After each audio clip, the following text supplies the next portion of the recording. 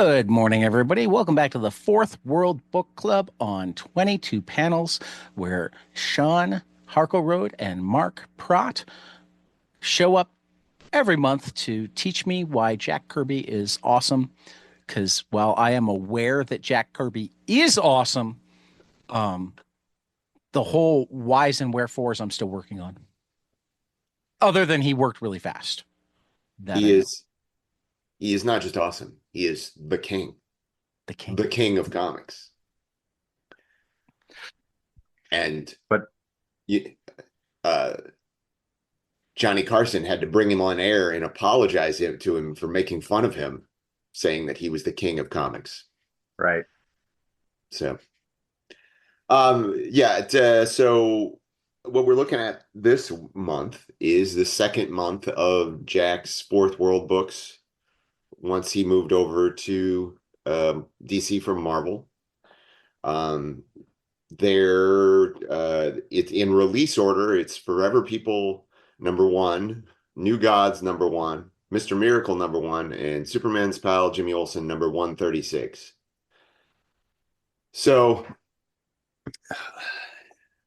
and Sean can jump in and correct me if my bleary post uh, time change head is not working so well. But so Forever People is very much in the Fourth World mythology. It involves a group of young citizens of New Genesis of Supertown who come to Earth and they're looking for a female member of their group named Beautiful Dreamer. Beautiful Dreamer. Anyway, and because she supposedly holds inside her head some element of the anti-life equation, which is what Great Darkseid is looking for through most of this entire exercise. What is the anti-life equation? Uh, who knows? right. Other than 6 times 7 is 43. 42, I don't know. There's No, 6 24? times 7 is Wait, 42 is if the meaning life, of the life, the universe, and universe, everything is and 42, everything. So I'm assuming right. that if you get it wrong, it's the anti-life equation. well, yeah. So 42 yeah, divided by 6. Yeah, maybe. I was divide by just, six I and know some multiply by kids that six. could get ChatGPT to tell you that 6 times 7 is 43. Well, ugh. Let's not talk about that. But Forever People is it very much feels in the same vein as the Jimmy Olsen kind of stories to me anyway. It feels like it's a real serious attempt to reach out to the kids and or the teens and it kind of moves in the same way that the Jimmy Olsen, if you listen to us last month, it kind of moves in the same way that Jimmy Olsen things do. Plus, You Superman, didn't mention the poetry, the poetry, the poetry of Jack Kirby. the poetry of Jack Kirby. Okay. The I'm entire going to need you to. prologue of this, the first 2 pages. You mean the epilogue? No, that's the Oh, next Oh, one. no, that's New Gods. That's New God. right. Yeah, that's Uh, true. but it rhymes. Yeah. The first 2 pages are a rhyme, which seemed to me a very both innovative or innovative as some people say. Innovative?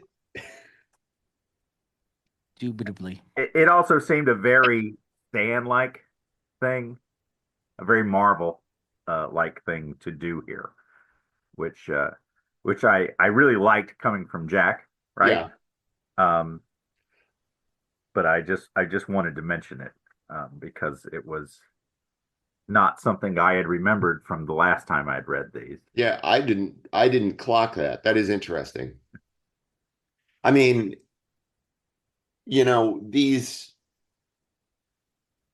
the Forever People are it's sort of it's another one of Jack's boy gangs, essentially, you know, Yeah. and put into this fourth world milieu. Um, I don't know. Like one of the things about this particular book that I thought was really strange was like Superman's like, I've got to get to Supertown. I've got to find a place where I belong. And I'm like, don't you have a bottled city in the Fortress of Solitude by this point? Can't you go to Krypton essentially anytime you want? Am I right? Am I wrong? I don't know my Superman continuity well enough to argue. I mean, he would have the bottle city of Candor Yeah. in the Because I mean that's fortress. like a Was he fortress. able?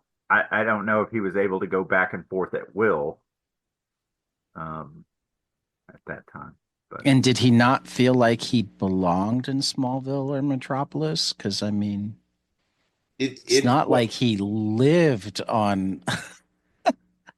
well, I mean, I think that it's one of those things where, when I was reading this, because I hadn't remembered how much he's like, oh, I'm so alone. I am so cut off from all of humanity. And I'm like, right. did Zack Snyder read this? Because this is very similar to the Snyder kind of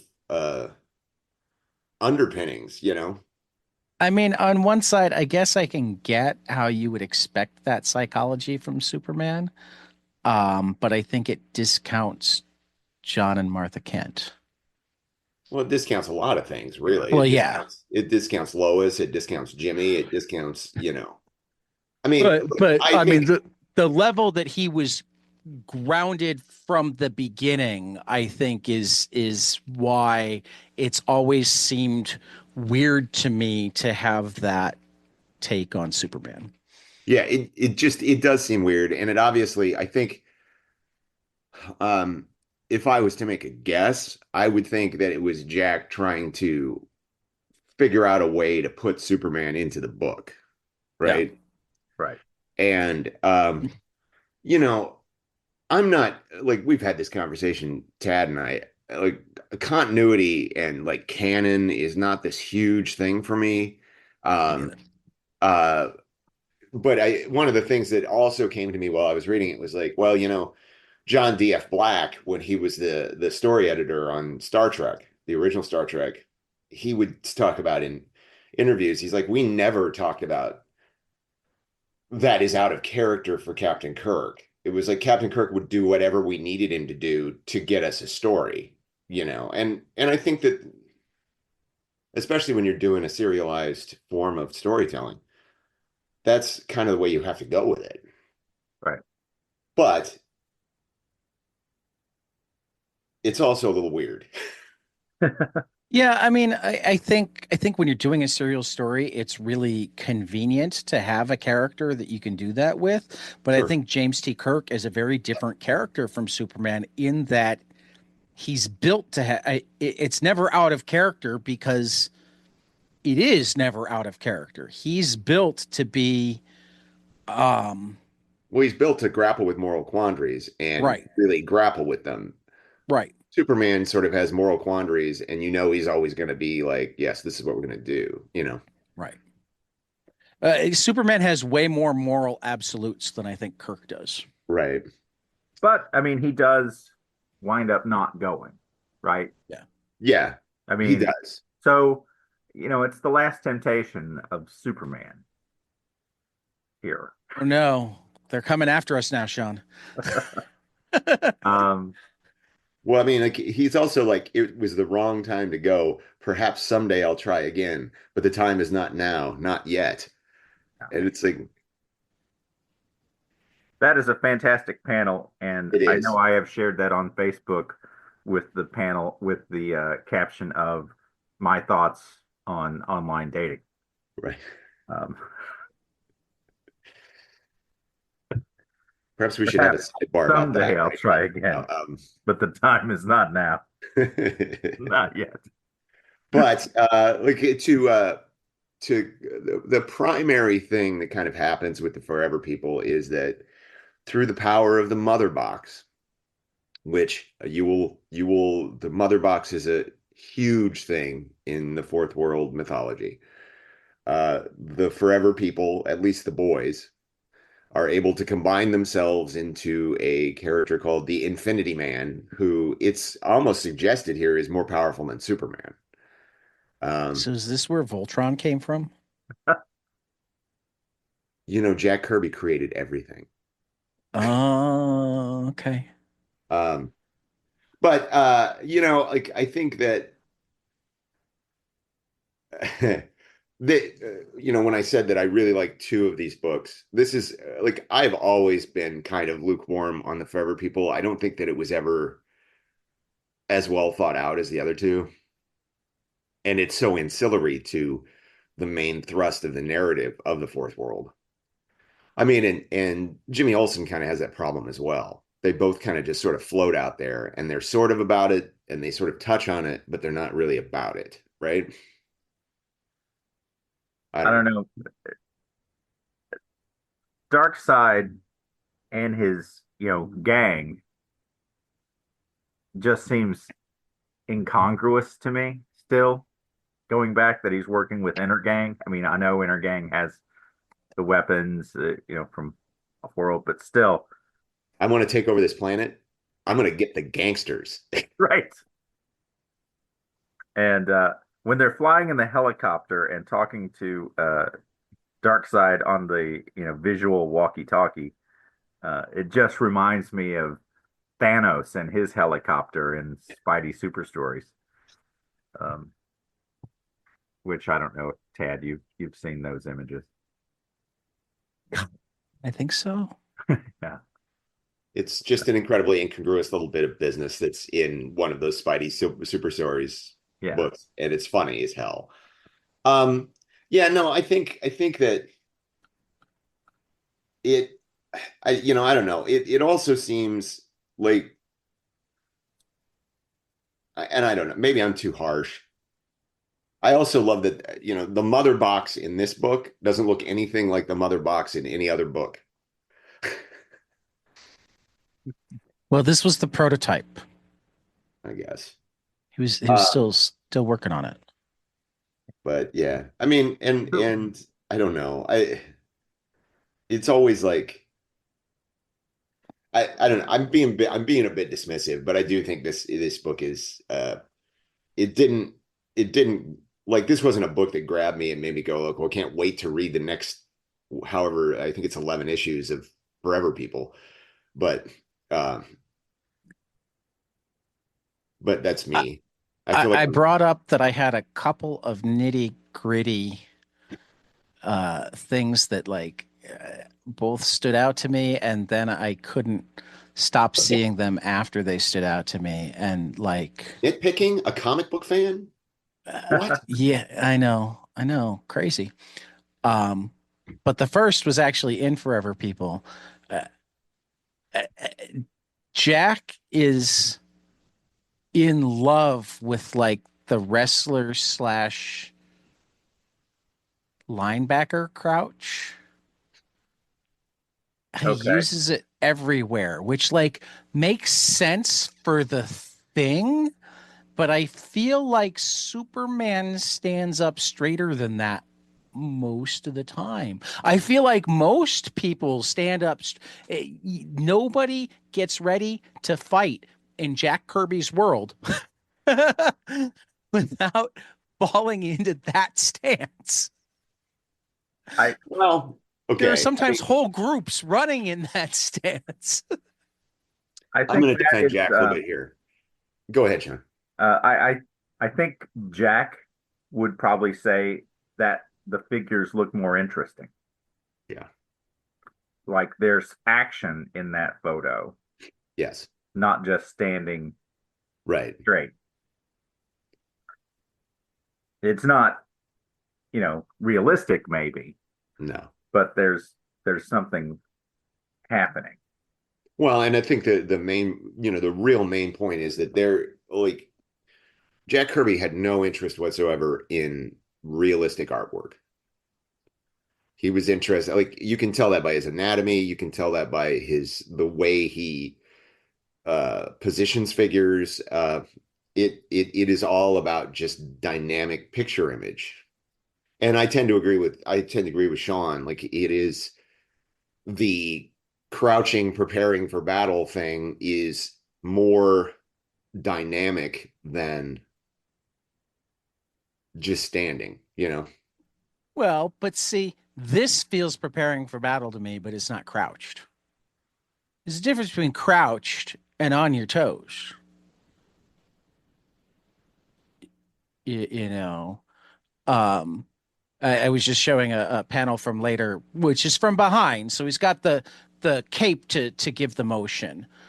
I Um, I will tell you, Pat, if you saw that drawing from the front, he'd be crouched like you said. See, the knees are bent, one is in front. It's yeah, but they're not bent as far. yeah, Like I'm not saying that they should be saying standing straight and wooden, but like it's like the difference between a boxer's stance and a wrestler's stance. sure. It's the difference between a wide receiver getting ready to go and a linebacker or linemen getting ready to go. And I'm not even a football guy, so I don't know why I'm using those analogies. Well, I mean, it's Difference between true. an infielder and an outfielder. I mean, like he did, there are a series of drawings I believe he did for the NFL at one point that have the characters in that position. So I it mean, that probably is makes where he got it. sense. Lots of NFL players are and should be in that position. I mean, like I will tell you that even more than those Jimmy Olsen books, the redraws of Superman's face in this one are stick out like a sore thumb.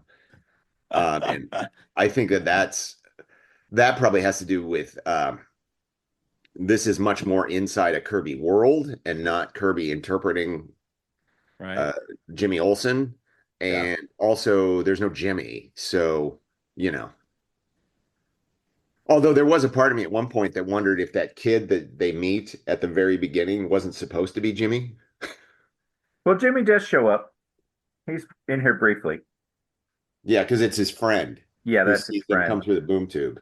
But yeah, Jimmy shows up at the end of that strange Oh yeah, interlude you're with the right. boxer. You were talking about wrestlers. There's a strange interlude here, and I don't know if this is you know, comes back at some point. The boxer who, has a crisis of confidence now because he knows that Superman Oh could win, yeah, yeah. right? And I don't know where that's going, Well, or if it's just an that's interesting and that he thing. treats that as the trigger for Superman's like, I need to go to Supertown and live in Supertown. And it's like it really feels like you're torturing the nature of this character to get to that point. Yeah. Plus, maybe he met Rocky Marciano at some point and said, I'll put you in one of my comics.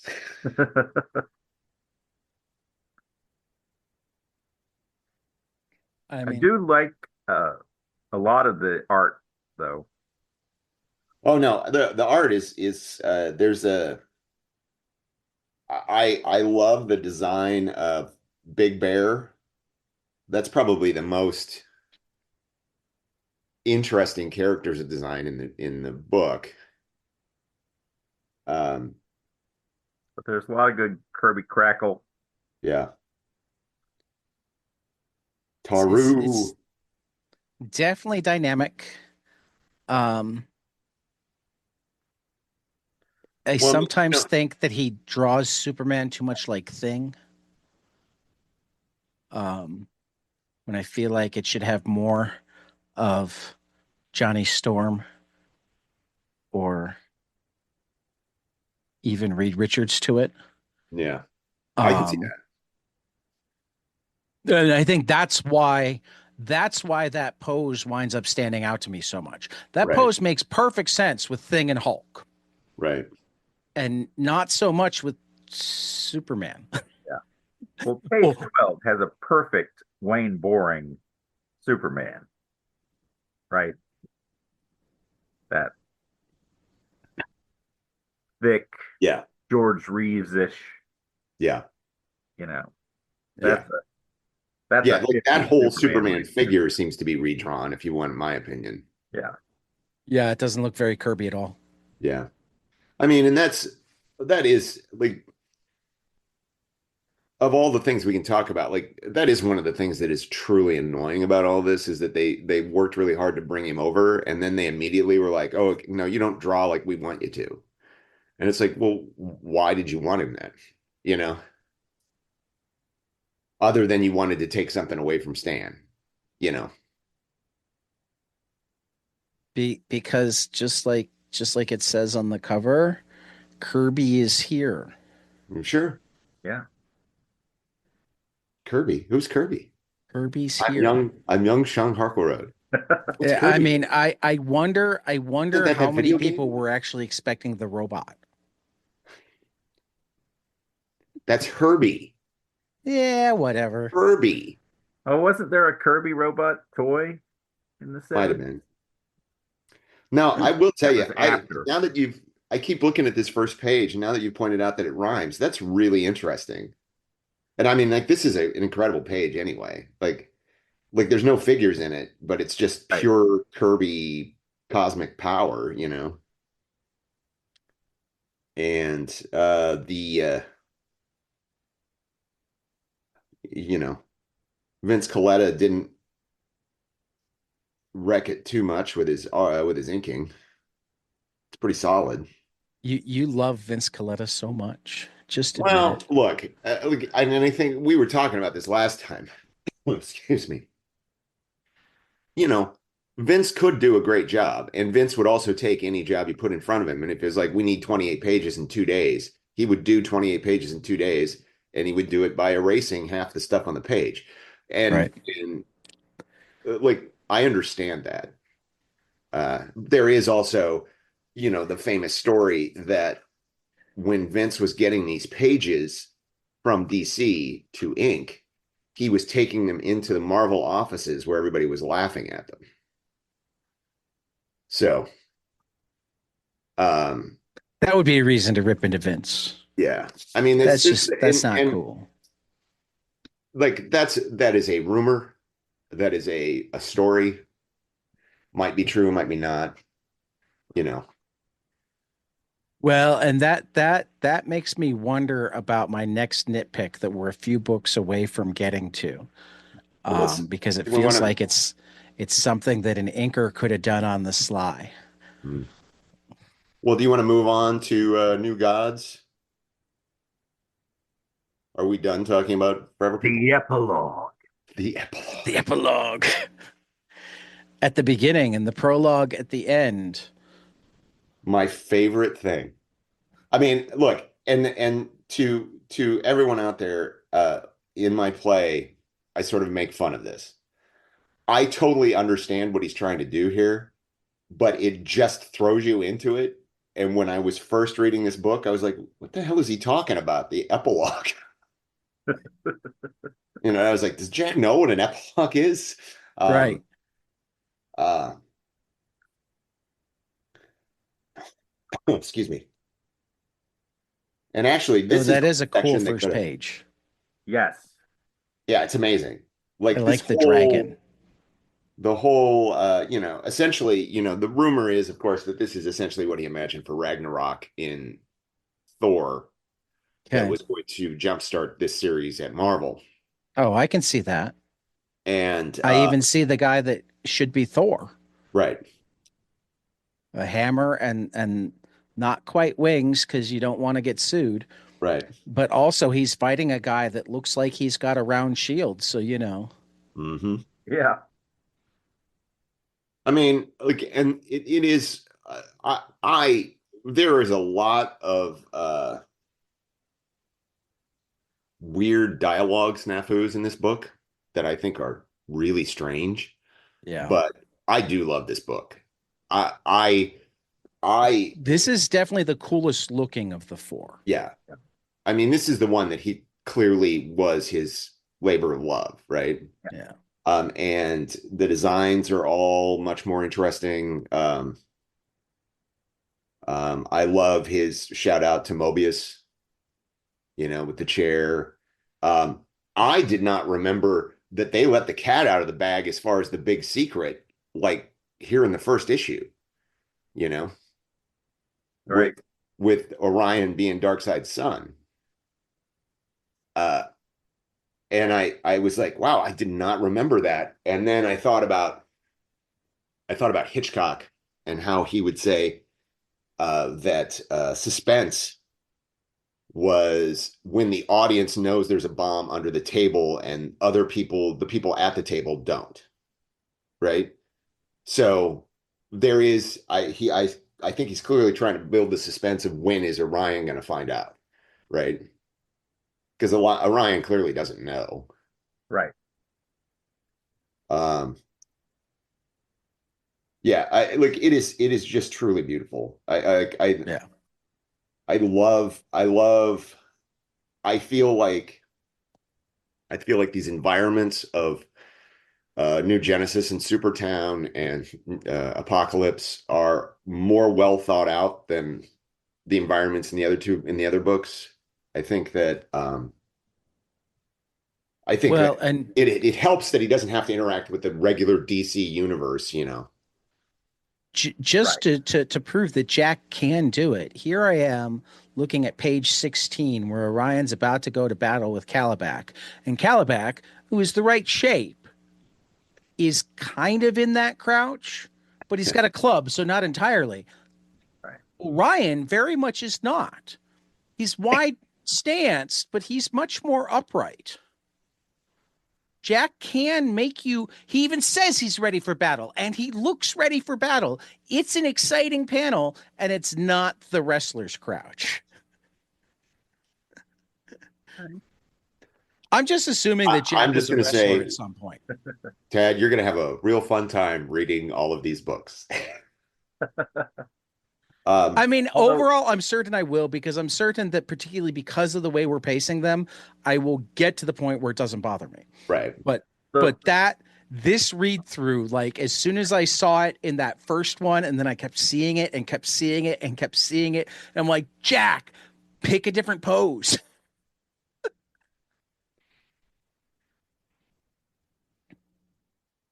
Well, even when Orion's on his little space scooter thing, he's kind of got to get down in that pose. Yep. Yep. No, there are definitely Orions in that pose. I think the other thing is when Jack does it that way, he often makes the arms look too long. Well, look, like I said, I don't think that Jack Kirby gave a wits two wits about two shits. Let's just say it. I don't think Jack gave two shits about whether something was accurate uh, anatomy.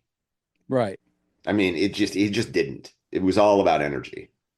Right. I mean, for that, let's look at Calabac. Yeah. Hmm. That he and changes and I guess this so this is much. another one of I'll be the first one to say it. It's another one of like my autistic literal um hangups. I don't care if it's accurate to real world anatomy. I want it to be accurate to itself.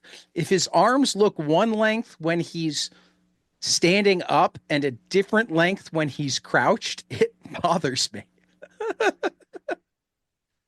You may have a hard time. Well, I mean, like I remember there was a friend of ours, Annie Hogan, who one night we were out at the bar and I think you had bought a Kirby Black Panther book. Yeah, And King I was trying Solomon's to frog. explain what? The mystery of King Solomon's frog. That's right. And I Yeah, remember that's trying to the only explain, thing that I won't forgive Kirby for. Because, like, the Black Panther run that got killed for that was really good. right.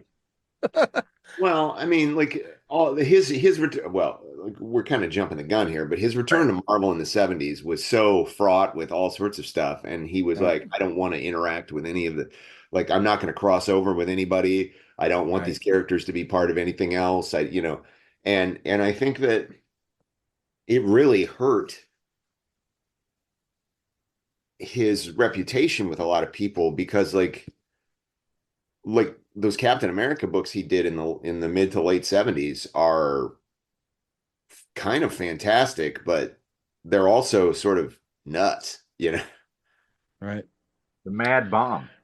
Well, But and back to I, Black Panther, and But yeah, I was just trying to explain to her what was exciting about the artwork, you know, that the characters were just like so dynamic and they were always in the most extreme position. And I think she was like, boy stuff. yeah. So, And if you'd well, like to, see some of the writings of Annie Hogan, she has a one-act play directed by Sean Harklerode, appearing at Ghostlight Ensemble's uh, my goodness, Sean, where happy can people hour get tickets to this fine event? at March 18th. Is there a website that I can visit to? ghostlightensemble.com. Wow. Check that out. Look at that. So I'll be acting in a piece, and I directed Annie. Staged reading of short plays in Set in a bar. bars. So yeah. That will make it into show notes, which will hopefully be done before March 18th. I'm a little bit behind. So we'll see. We'll Great. see. It's a hope. A But hope that I'll get show notes done before then. what I do think Kirby is really good at doing in this book is that he does establish these factions, right? There's Highfather and Light Ray, who are sort of like the the perfection of the new Genesis sort of attitudes, you know. And then there's Orion that sort of chafes against it. He believes in it, but he doesn't feel comfortable there. Sort of the opposite of the Superman story, you know. And then you have Metron, uh, who just doesn't care. You know, it's pure knowledge in his Mobius chair. And then, of course, Darkseid, who is fixated upon this anti-life thing. Anti-life, anti-life. And I love going to Apocalypse. I love that he has these four humans in this machine trying to suck the anti-life equation out of them. Um, it did strike me. It's a little similar to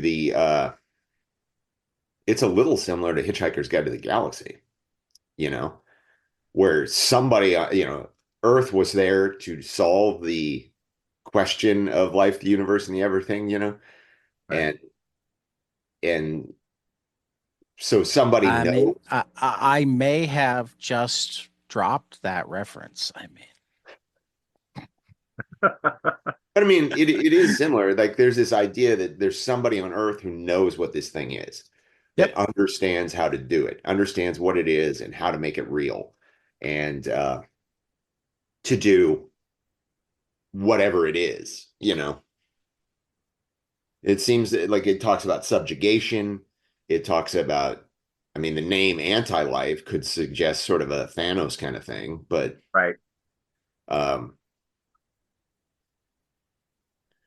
yeah, Yeah, this makes me think of Thanos a lot, yeah, which is probably more due to how both characters have been used, right. in the recent Yeah. past.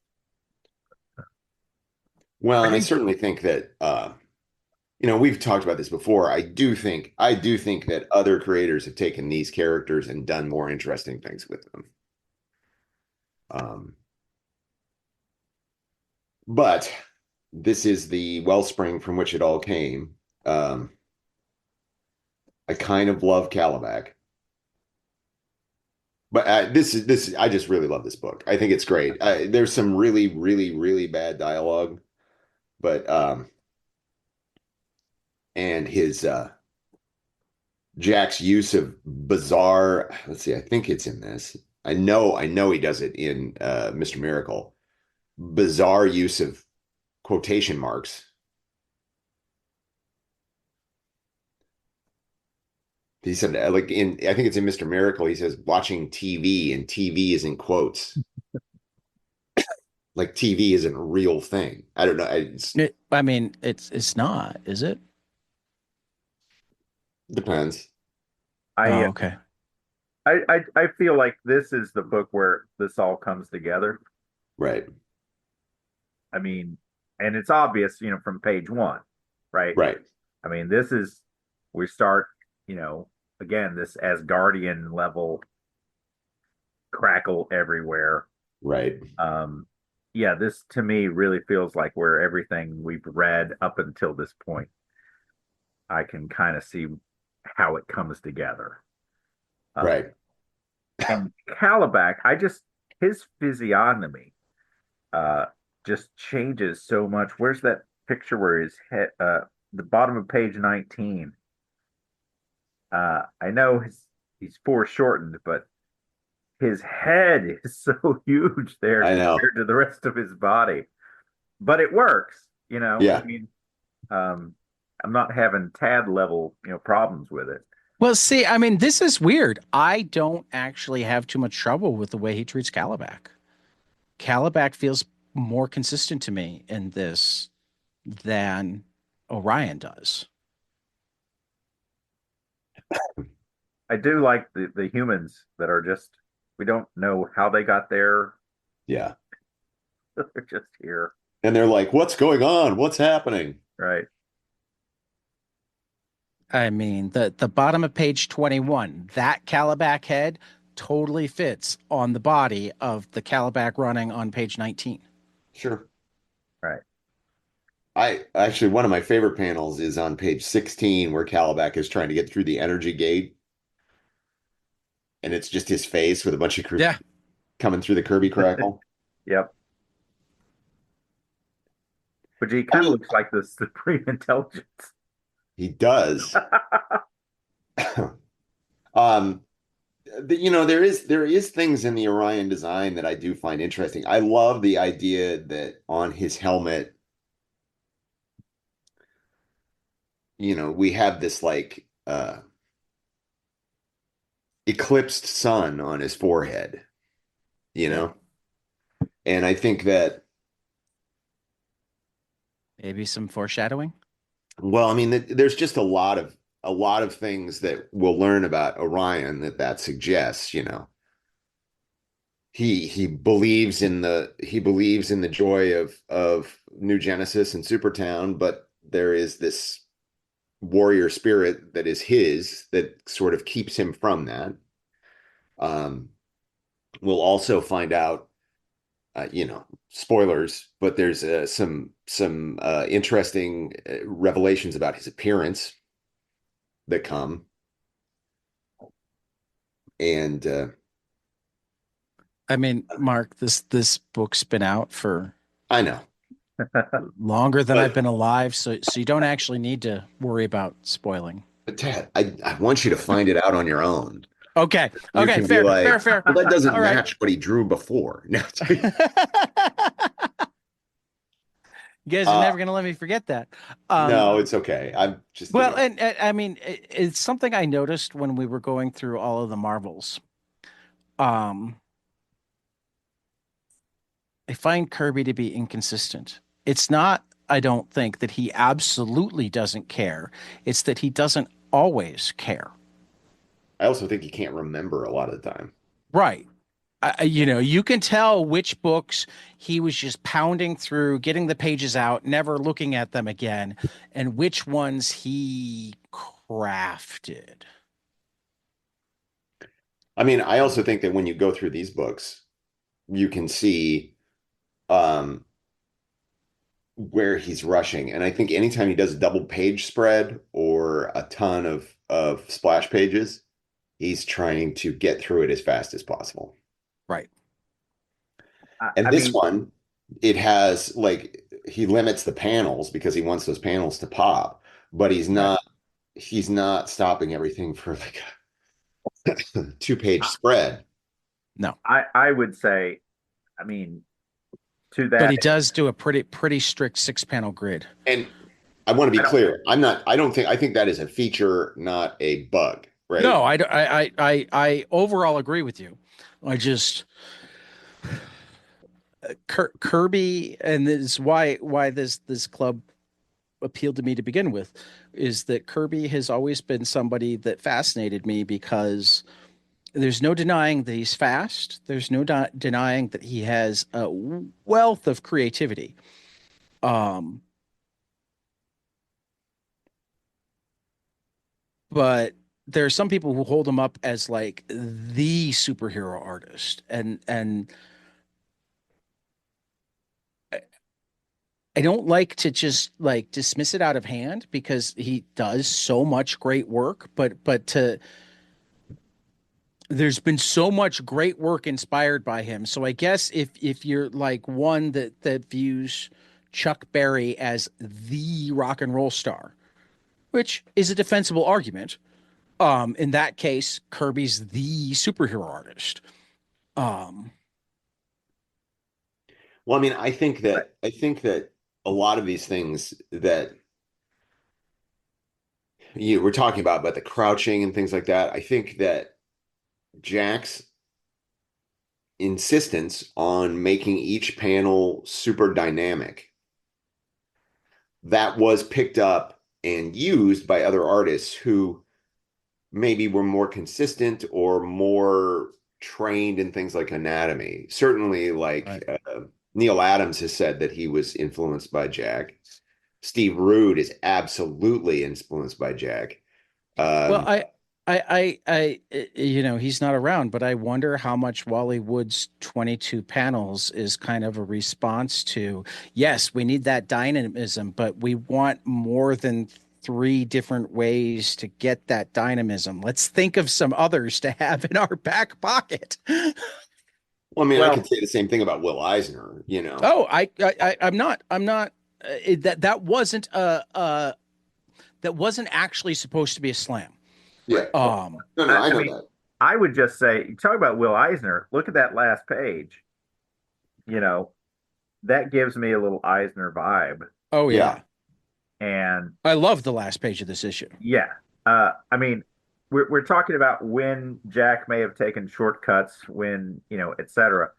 I don't think this is the correct issue to talk about that Yeah. because I don't see a single page in this book. No. I mean, this Yeah, he no, and No, no, obviously a no. work of love.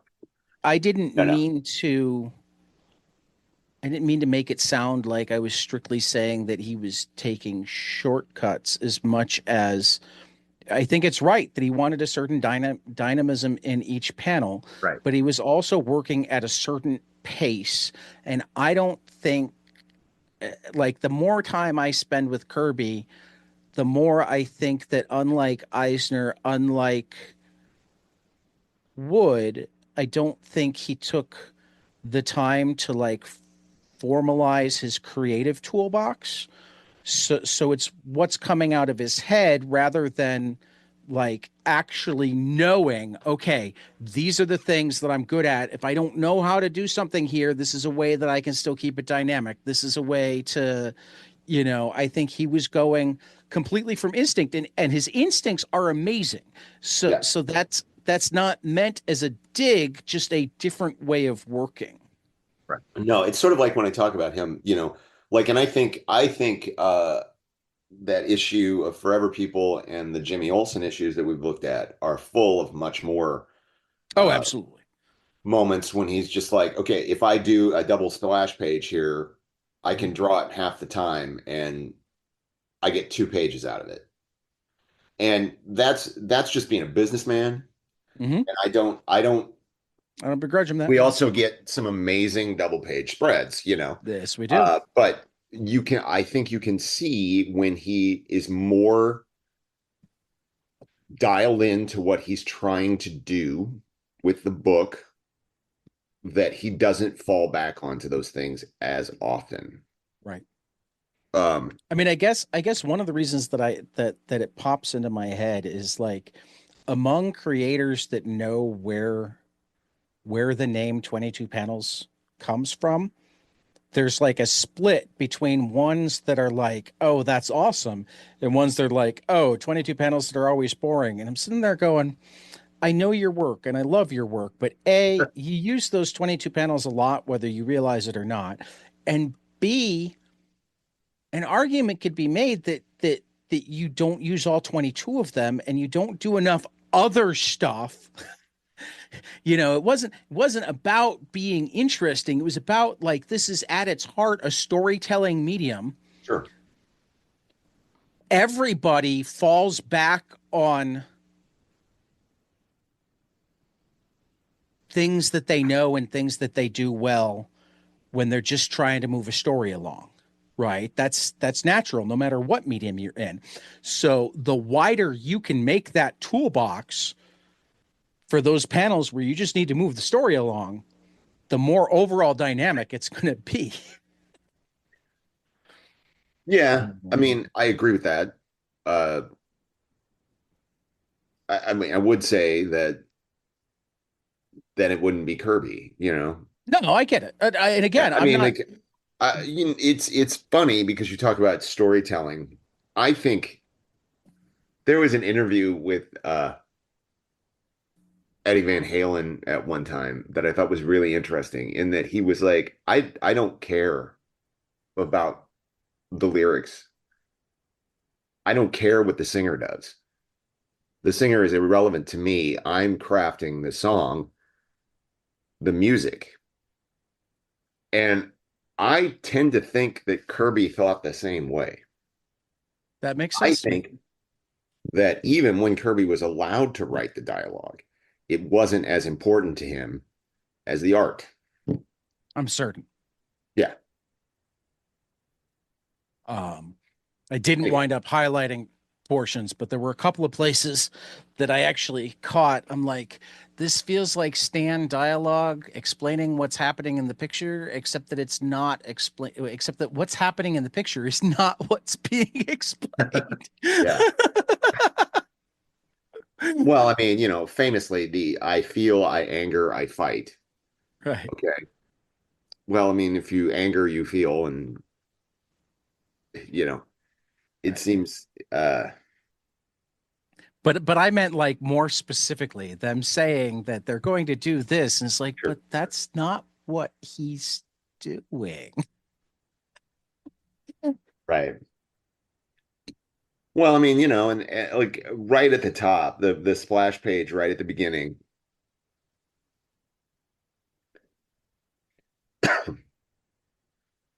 I have heard the word, it is battle, right?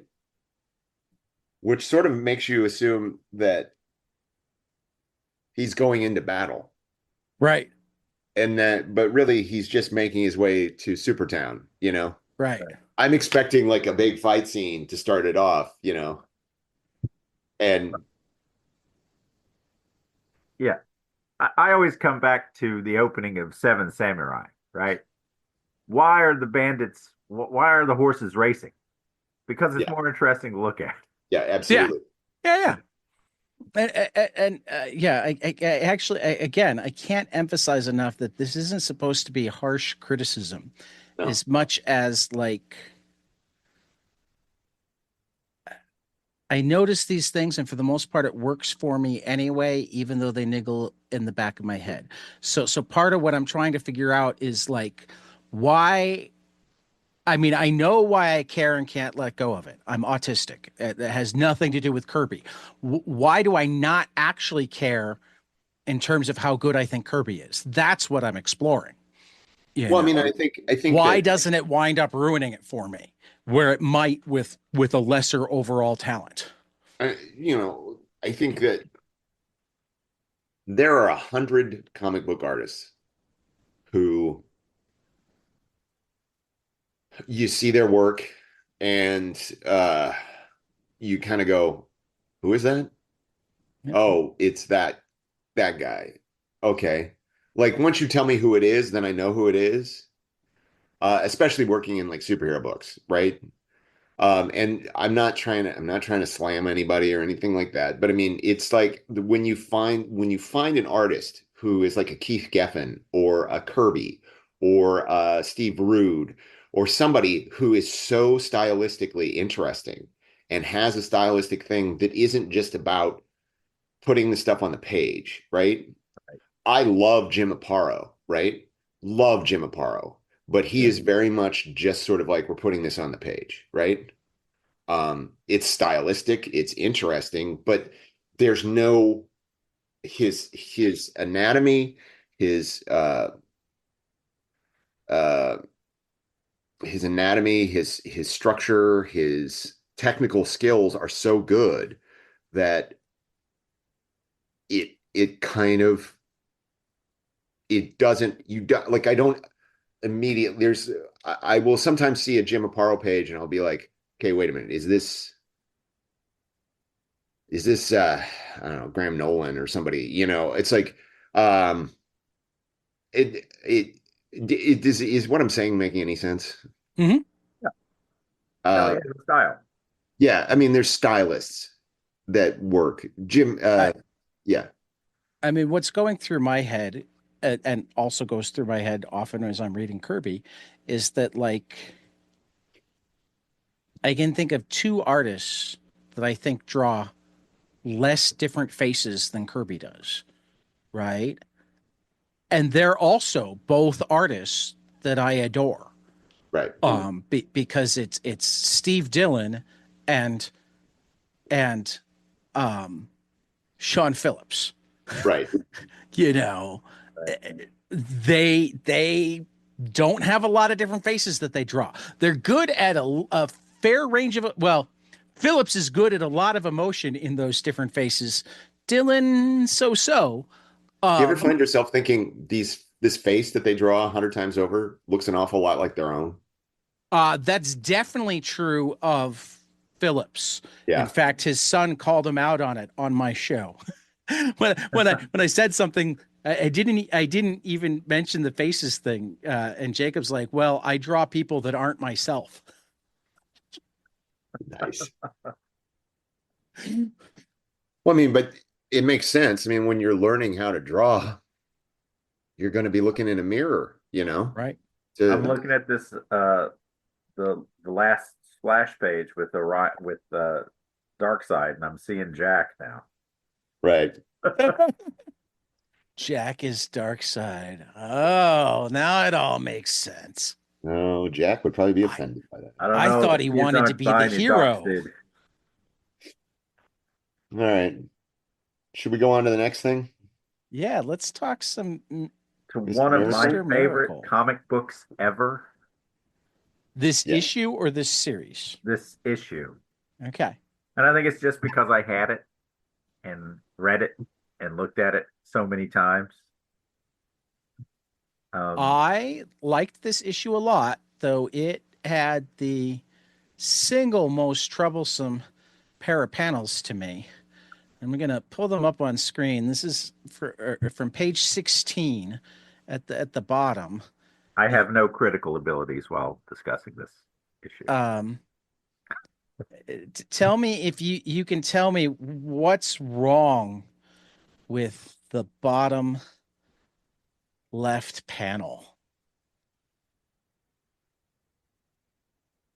Well, I mean, What?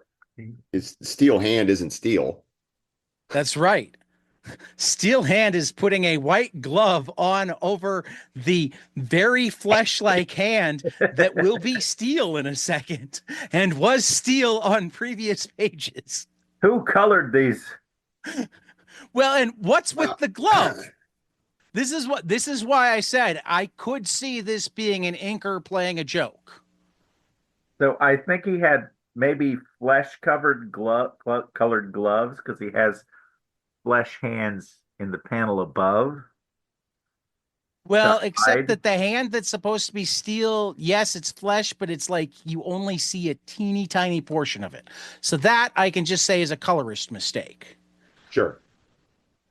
Well, I think it's interesting. Like I did that panel on the right is one of those moments where I was like, okay, how does this thing work? Because like initially when I was reading this, I was like, oh, okay, he's got a steel hand that's sort of in this clench, right? Right. and that he can use it to beat things, right? But then he's like, looks like he's opening his hand to, like, I'm like, is it solid steel or is it just steel skin or, what is it? Well, and that actually leads me to another one of my. I did now remember a point of um where the words and the picture really don't match very well. Uh-huh. Um, and it's the when we're meeting Steelhand before, it's he gave me this new hand. I didn't know its history, but with radiation treatments, it gained power. Power. My life changed. After that, I smashed my way to a top job in Intergang just as easily as I smashed this great bar of solid titanium. Two things. Why are there rivets and seams on a solid bar of titanium? Right. And second, a solid bar of titanium would not break into multiple crazy pieces, it would bend. Tad, it's a comic book. I get it. I get it. But one of the reasons that he wanted to write his own words was because Stan fucked up stuff like this. Well, listen, I think I am this is the book that was legitimately successful out of this concept, right? Uh I think there is all sorts of things in this book that I'm sort of like, huh? But it almost doesn't matter. Like I mean, you know, and like how much money does this guy have to build these escape right. traps? And You again, know? it actually doesn't really matter to me Right. either. I liked this book a lot. Yeah. I loved that it turns out that the original Mr. Miracle shared my first name. Mhm. Um, but but again, like autism brain looked at that and went, wait a minute, solid with rivets and seams? Well, Well, I mean, like the other thing is like he doesn't call it the mother box, but it is the mother box, and it's Right, small enough to fit underneath his costume, underneath right, his clothes on his arm. And right. yet, when the Forever people had their mother box, it was this giant box that they all That could. they all had to hold up together. Yeah, Well, it just means that there are different mother boxes for different people. I suppose that's true. well, I wanted to go back to Steel Hand, who doesn't just look like the Mole Man. Um, I, No, I no, think no. He uh, doesn't look anything like the mole man. actually, I think rather than just looking like the Mole Man, I believe he looks like Peter Lorre in Mad Love, Yeah, and I okay. would I would be willing to bet, which is based on the Hands of Orlok. Yeah. Um, fantastic Yep. old horror film. Does anybody know how big Jack's hands were? Roz. What? Well, yeah. Gone. I I I Gone. I meant of the two of you because not only does he draw big hands, but like the way he's got Steel Hand holding a cigar here, I feel like is dead on the way I've seen Kirby hold cigars. So Sure. I wonder how much he was his own hand model, and if he was just one of those guys that had the big, strong gripping hands. I mean, I'm sure I know he was a pretty strong guy, but he was Yeah. also a very small man. So Yeah, well, and I think that's one of the reasons that that squat wrestler stance comes out is like that is the way for somebody his and he was a scrapper. We know he right, was a scrapper. That's the way for someone his size to manage to use their strength against a bigger opponent. right. So it was absolutely the way he fought personally. Um, I I also am going to say this because I was thinking I was thinking about your problem with that stance. Page 18, when all the Intergang guys are come running into the room, they're all in that same stance. I was going to bring And that up. I also was like, so okay, this mob, they're clearly mobsters, right? Getting equipment from Darkseid, which odd, but okay. Now they've got a costume that looks like Cossacks, you know? Right. Cossacks with the underwear on the outside because it's a superhero comic. Sure. Does anybody know how we decided that superheroes wear their underwear on the outside? It goes back to the strongman from the circus. Okay. Okay. And But Because I I thought think the it goes, strongman just wore the underwear. no, they had body stockings, I think, Okay. Okay. yeah. mostly, right? Yeah, Um, yeah. I mean, but I like think they Siegel and would wear Schuster like a used body that. stocking and then something over it so that their, nutsack wasn't hanging out. Yeah. Um, But yeah, I but think Siegel and Schuster used that, and then everyone else just followed suit. Gotcha. Gotcha. That makes sense. I mean, like, look, there's so many cool things in this book. Like the Mr. Miracle costume is Oh, I amazing love the Mr. design. Miracle costume. It is like, you know, I love his rocket. yes. And I mean, I Well, visually I adore the this comic. intergang rocket at the Right. intergang rocket site. Right. So the mob needs to have a rocket site. What are they, Well, I Elon mean, they Musk? are a mob clearly backed by both the Russians and Darkseid. Yes. So they're a very special mob.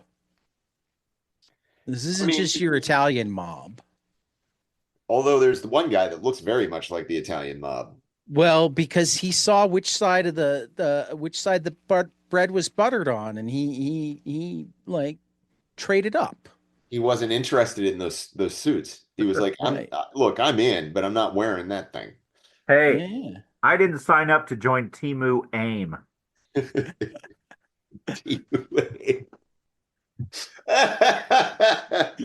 It's true. It's true. Um, but like I think like this is a series that just makes me giggle because it's like, there's always this talk of we're gonna go on tour. We're gonna develop these big escapes.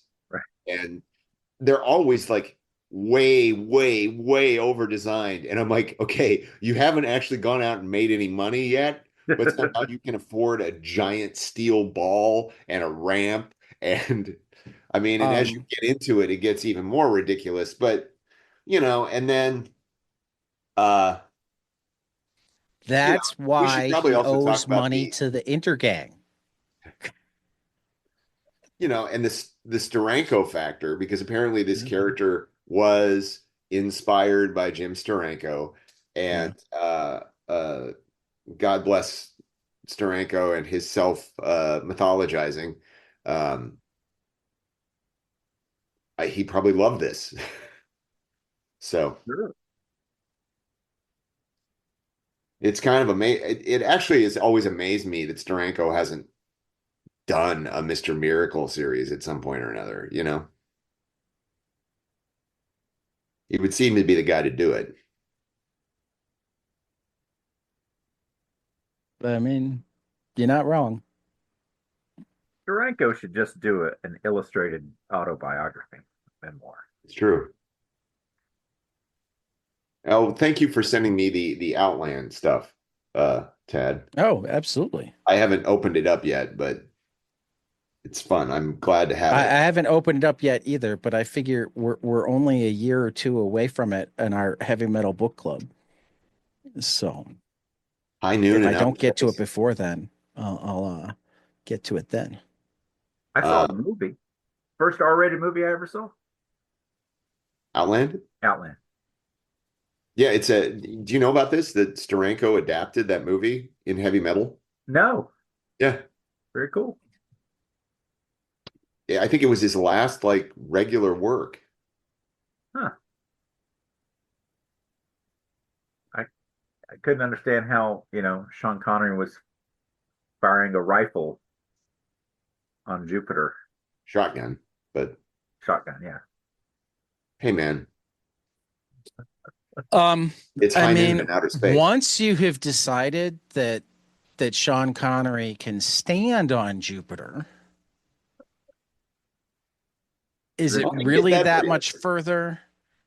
Well, they're not actually on Jupiter. They're on a space station on orbiting one of the moons, if I remember Yeah. correctly. Okay, well then he should definitely be able to fire the shotgun. And Peter Boyle is in it. Peter Boyle. Yeah, Yes.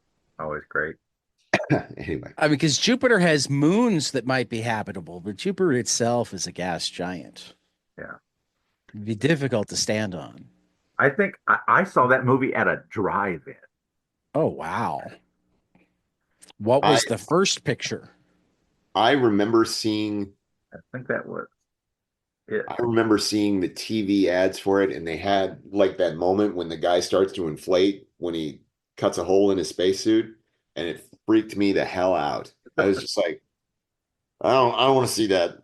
Then 10 years later, I was like, I kind of want to see that. It feels very much in the Alien vibe, Yeah. like they're very clearly that was like, oh, we should do sort of a high noon with the kind of Alien vibe. So that's what it is. Corporations running space, mining colony, all that stuff. So anyway, uh,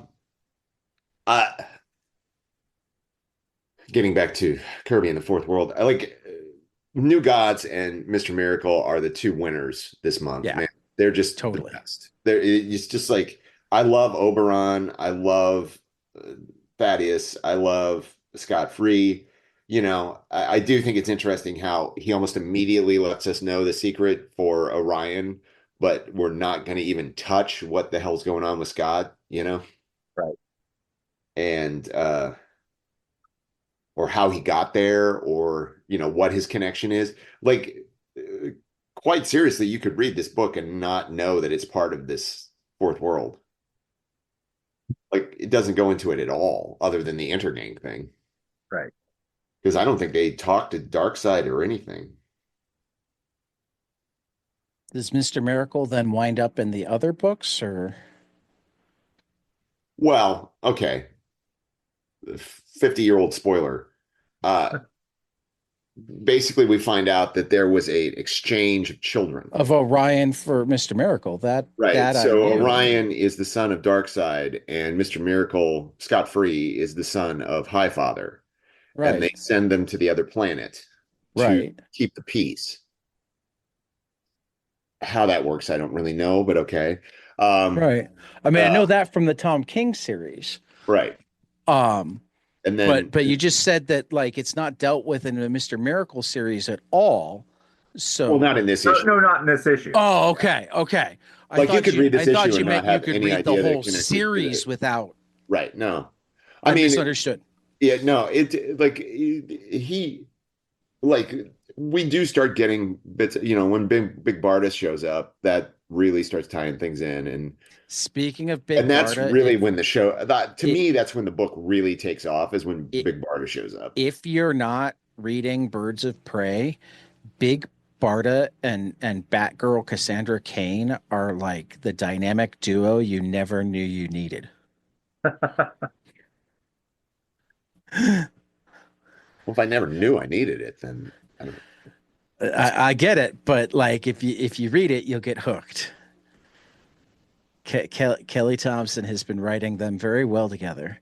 I mean, the whole book is great, but my favorite part of that book is the interactions between Barda and Batgirl. Well, I mean, I think you can make a real serious argument that Big Barda is the best character in any of these books. Yeah, She's she's fun. pretty awesome. And she doesn't show up for quite a while, so we've got several months before we're going to be introduced to her. So, Okay, um, well, it's something to look forward to. yep. Something to keep me going. So yeah, a real winner. I think it's great. There are nitpicks, yes. There are bizarre jumps of logic, Right. I mean, there is, what was the thing?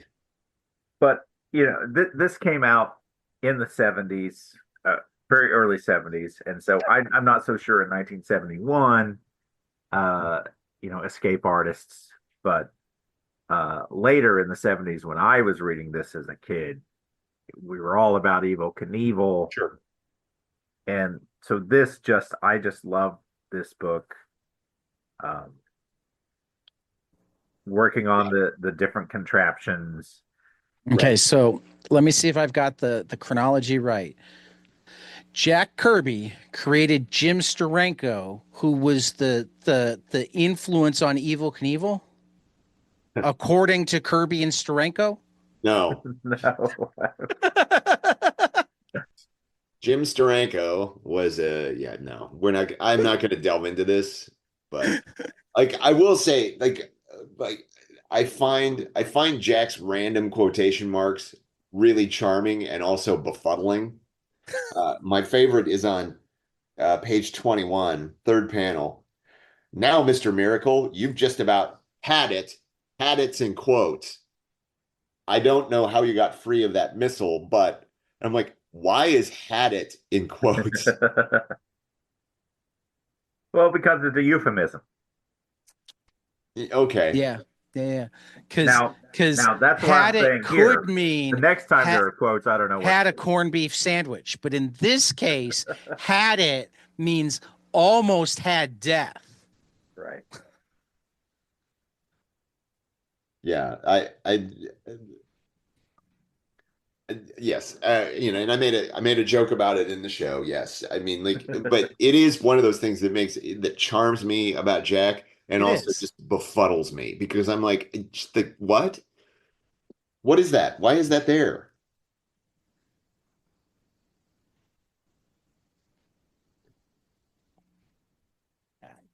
I don't know why.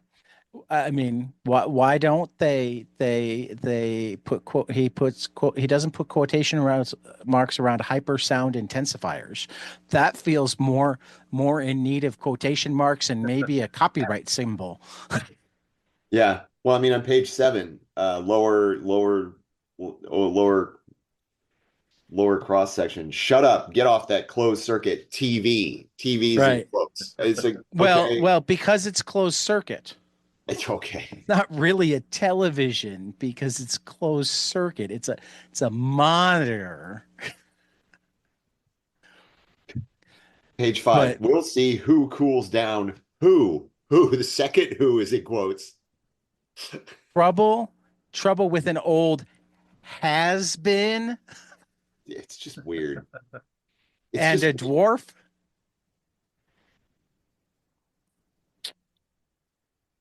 only we could get Mark Evanier here to talk about this. Right. Yeah, he's I don't still know. alive. Yeah. Yep. Anyway, all right. So are we done talking about Mr. Miracle?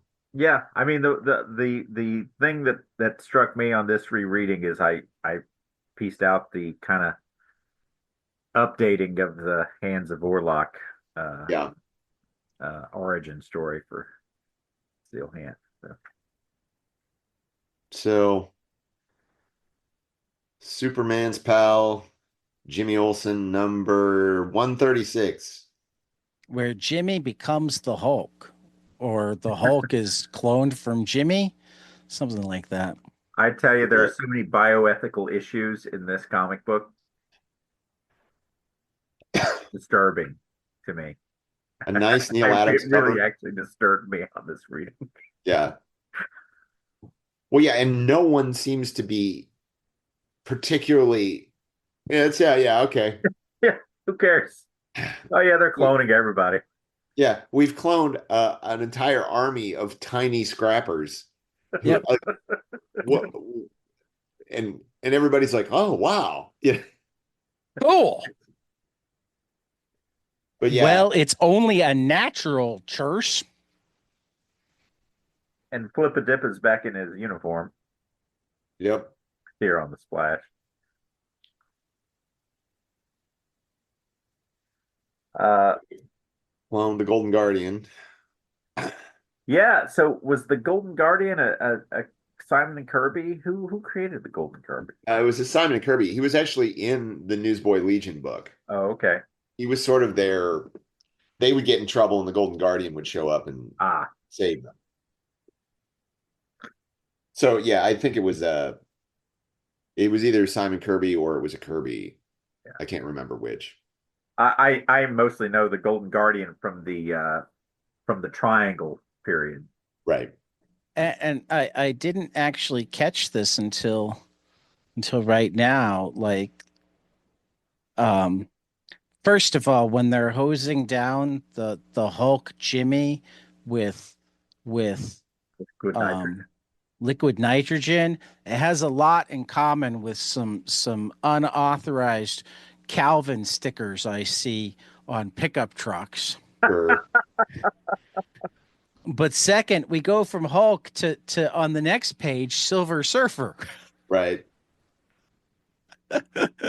Liquid nitrogen turns Hulk into Silver Surfer. Right. Well, yeah, like there is a lot of stuff here, like that when you think about it for more than 2 minutes, it's like really disturbing. Well, and also apparently the clones are made in lava lamps. Is that what we're seeing on page 12? Pretty much, yes. I mean, cool, I guess. It Page looks pretty. 13, the most unuseful map we've ever seen. But it tells us the way to the domain of the Harrys, The Yeah, Zoom way. the mountain of judgment. Also, the habitat right. and the wild area and the project. Very, very creative names. I never, ever would have come up with those. Ever. They are unknowns, in quote. Even as they grew, they hid from us. The project, Yeah. in quotes. And I don't understand it. The all clear in quotes has sounded. Now, how is As, as model one? opposed to the only somewhat clear. I mean, like model one is one of the clones. So Yep. that one I can get being in some sort of quotes. But phony guardian is not. Right. Okay. See, I managed to miss that going through the first time, but I'm not going to be missing it going forward. Well, the human cell is still a pliable Hey, at least the project is always in quotes.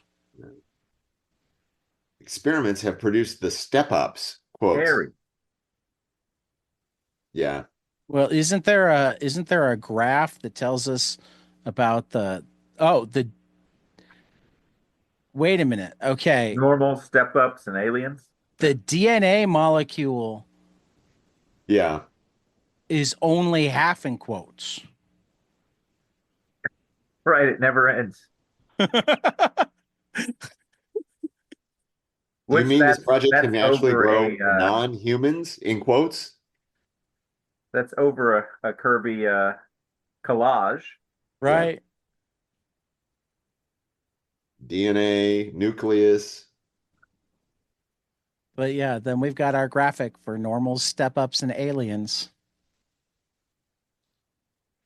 And the four, like there is a part of me that feels like, when we decided to do this, it's like I really do feel like the Jimmy Olsen stuff is not really in the mythology of it. It feels like it just bounces off of it. Right. But But aren't the Harrys the forever people? no, I don't think so. The Harrys are just regular hippies who live in the mountain of justice in their But they've got cool motorcycle thingies. well, yeah, but everybody has a cool motorcycle thingy. Come on. Okay. Hollywood. See, I just assumed that the Harrys were tied to the forever people. I think I kind of assumed that too. They're not the forever people, but No, they might be. I don't But know. they might be, they might all be step ups, is what I'm saying. Right. Although the Forever People came from New Genesis. Well, we don't know that the Harrys didn't.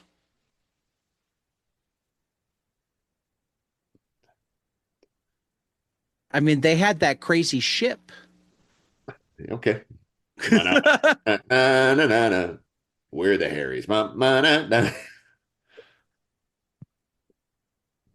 Um, um, yeah, I don't no, know. I think, and I don't know if Jack would be happy about this or not. I think one of the things that I'm loving is that um, there's a sense of humor to it. Sure. It's. I mean, I can feel that there's going to be serious issues that he's dealing with. We're starting to see some of them. We're not seeing others that we should be seeing, a la the cloning ethics. Yeah. um, Yeah. It's okay to but clone people. but there's a certain humor that is childlike without being childish. Oh, sure. Yeah, no, I think, this is I think this book is for the general audience of the early 1970s. So that would have been like 8 to 10-year-olds. So, Right. it is about keeping things moving, keeping things bright and spectacular. I think New Gods and Mr. Miracle and Forever People are intending to hit a slightly older crowd. I think that I think Well, that I by was this actually point, speaking of all four of them as a whole, oh sure, not but just this one. I think yeah, I think there is a lot of have humor. have have that. Um, I mean, it was something. It's in my head because it was something that came up on the podcast I did earlier, as like wouldn't surprise you talking about the Harley Quinn fartacular. Um, the fact that there's like a tendency among people to become adults and think that they need to be serious, and Sure. being serious means disavowing the things that they enjoyed as children, and like that's dumb. Well, no, it's part of what I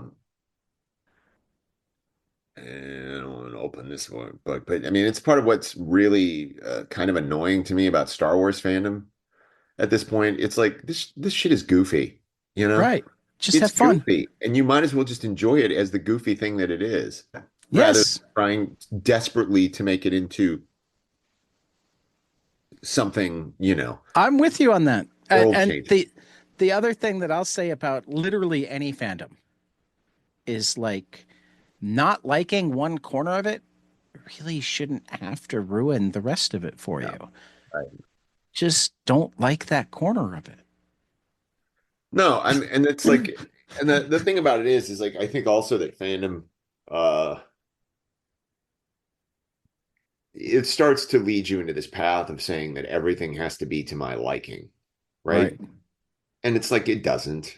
No. Like just because there are lots of stuff there, I love Batman, but there are lots of Batman books that I just never touch because I'm just like, I, I would be willing to bet that assuming I actually took the time and chose to read every Batman book, which I don't think I ever would.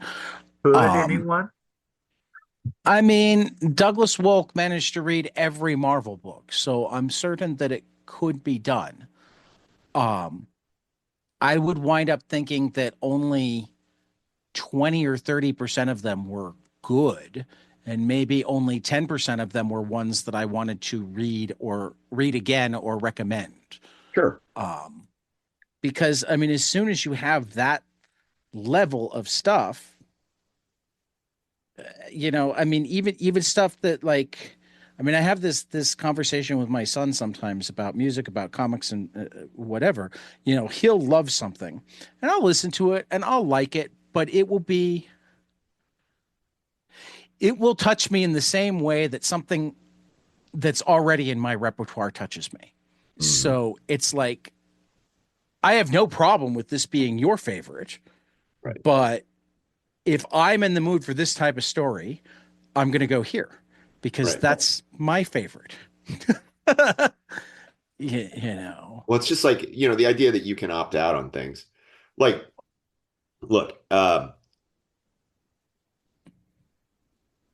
if I was reading these books in the early 70s as a new reader, I could conceivably see myself dropping Jimmy Olsen and Forever People pretty early, right? Like, obviously, this I is mean, honestly, my only fear is depending on what age I was in that time, I might have never picked up New Gods or right, Mr. Miracle right, because of Jimmy Olsen, right. you know. Yeah, Because if I was young enough, then maybe. Or if I was old enough to appreciate what Jimmy Olsen did well, even if it wasn't my cup of tea, maybe. But if I I was mean, like a teenager, it would have been the kiss of death for all of his books. right. not to backtrack, but to go back to the cover of Mr. Miracle #1, you're picking up that book. Yeah, Probably. That's it's a great cover. it's a I've fantastic I, cover. I've never been a cover guy.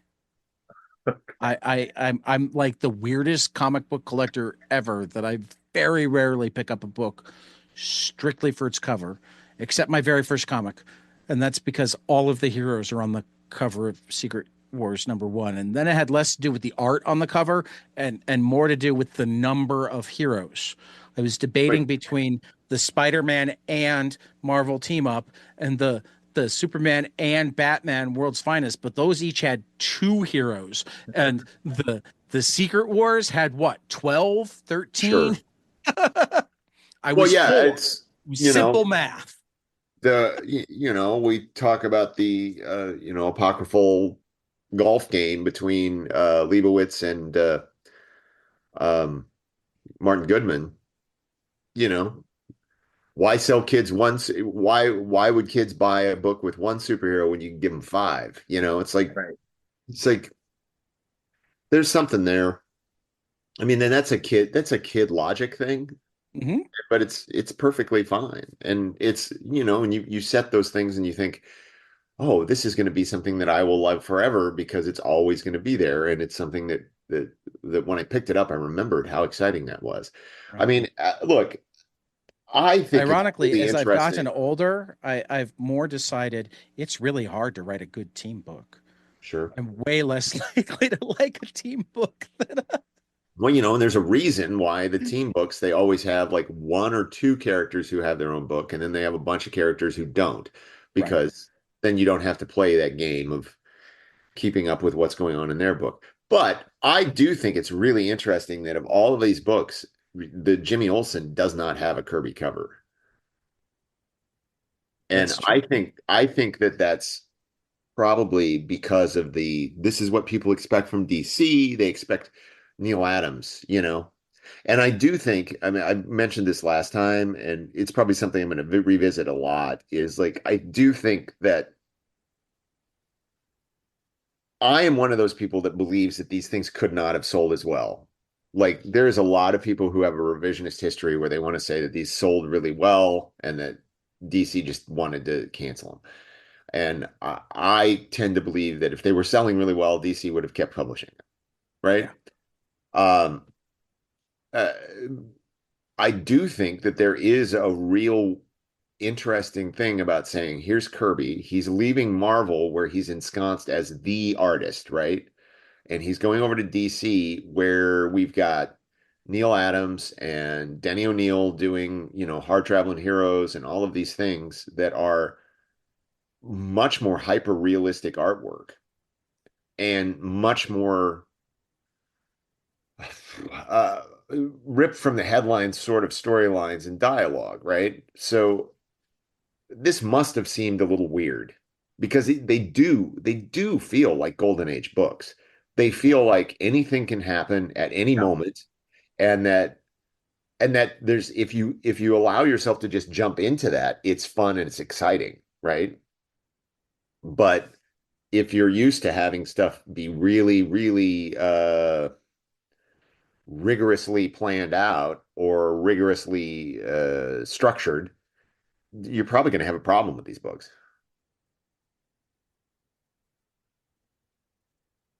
Yeah, I hadn't thought of it that way. I find myself now doing something that we sometimes do on the Milestones series, which I am really, really curious what came out this month in 1971. So I'm going to go find out. And one of the great, great things that League of Comic Geeks is good for.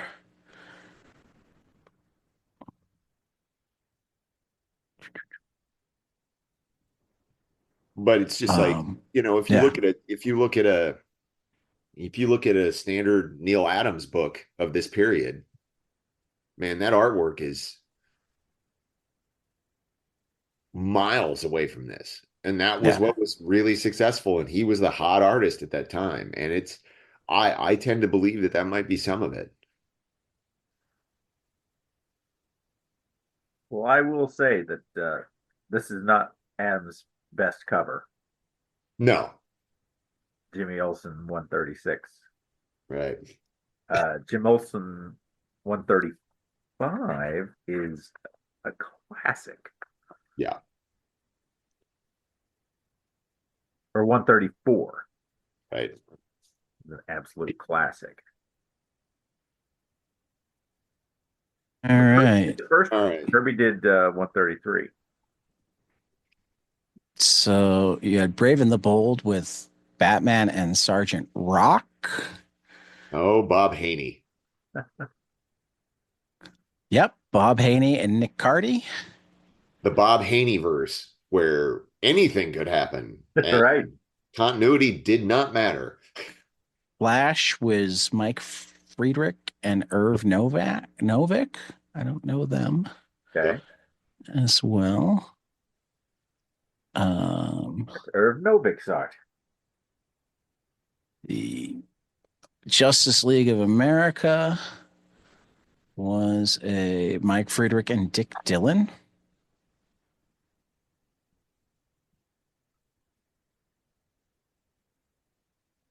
Some of the Marvel ones look like they have very Kirby covers, even though I know they don't. Well, yeah, they also might have had some leftover. That's possible too. Yeah. Superman was Denny O'Neil and Kurt Swan. So yeah, that was going to be a very different Superman. No more. Yeah. Fifth part of the Sandman saga storyline. Superman must now deal with having abilities much closer to his original 1940s self as he handles terrorists. Well, yeah, I mean, like that's Denny, Yeah. It's always locked into something real, Right. Anyway, I gotta. Yeah, no, I figured we were nearing our end. Thank you guys. This is always fun. I'm definitely building a greater appreciation for Kirby, and seeing why so many people have mined these characters, because there's a lot of stuff that's come out of Fourth World that I do know. So yeah, thank you both again for the Fourth World Book Club. This has been Sean Harklerode and Mark Pracht, and we will see you after the next page. Hey guys, this is Tyler from 22 Panels. I'm here to tell you all about our Patreon. If you enjoy this show, please consider donating to our Patreon to keep this show going. We have many different tiers, all different levels to help you decide what's right for you. Okay, so get on out there to patreon.com/22 Panels Podcast.